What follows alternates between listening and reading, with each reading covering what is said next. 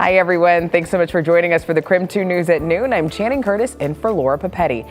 Let's start things off with this noon hour with a look at the forecast. Meteorologist Thomas Patrick is joining us from the Outdoor Weather Center. Thomas, I'm sure it's a great day to maybe have lunch outside. This is absolutely perfect. In fact, for the first time this week, I've seen the chairs and the patio furniture starting to get pulled out from underneath their covers. They'd been stored away through the whole winter time, and now finally the weather got warm enough to get that furniture, that patio furniture, back out here. Over the weekend, it was in the 80s both days. 82 yesterday did tie a record high temperature. And while it's a pinch cooler for today, we'll still have more 70s and 80s throughout the course of this week. Right now, it is a very comfortable 61 degrees here in Spokane, 62 out in Coeur d'Alene, just absolutely picture perfect temperatures. But when we look at Doppler radar, do not be worried if you see any of this on any radar imagery that you might have via your phone or via our website or our app, because these little shower bands not hitting the ground. I can see the dark clouds above my head,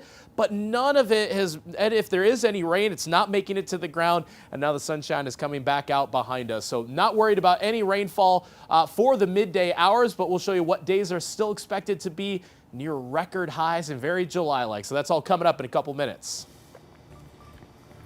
Breaking news at noon, Governor Jay Inslee announced just a few hours ago that he does not intend to seek a fourth term as governor.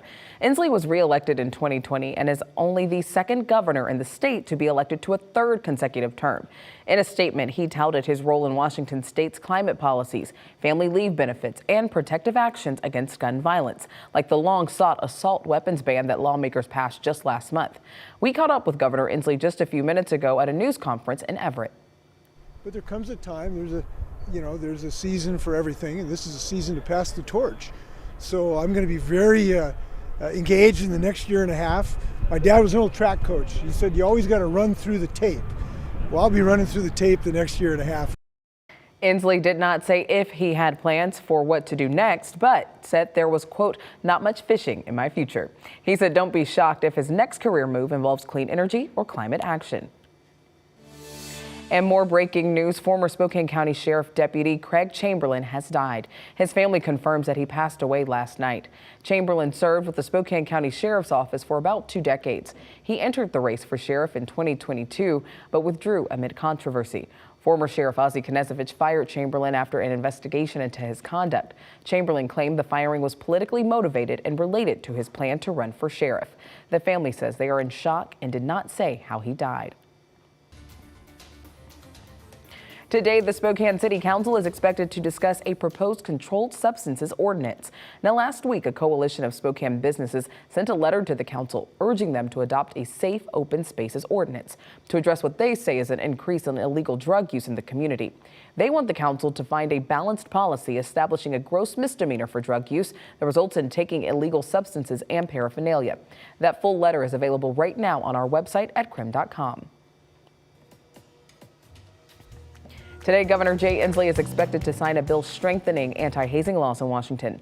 The Sam Martinez Stop Hazing Law increases the penalty for hazing from a misdemeanor to a felony.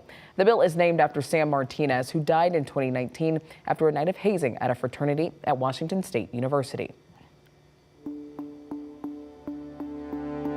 Now, in our commitment to bringing you more to every story, KREM 2 spoke with Sam's mother about the upcoming bill signing. It's the second hazing bill that Sam's family has advocated for.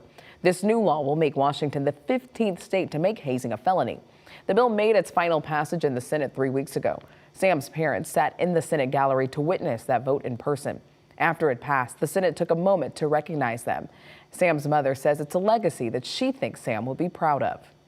That feels so incredible to me, to be able to say that Washington is sending a clear message that we have no tolerance for hazing, and we actually mean that. We're going to put some teeth behind that. The bill is scheduled to be signed into law at 2:30 this afternoon.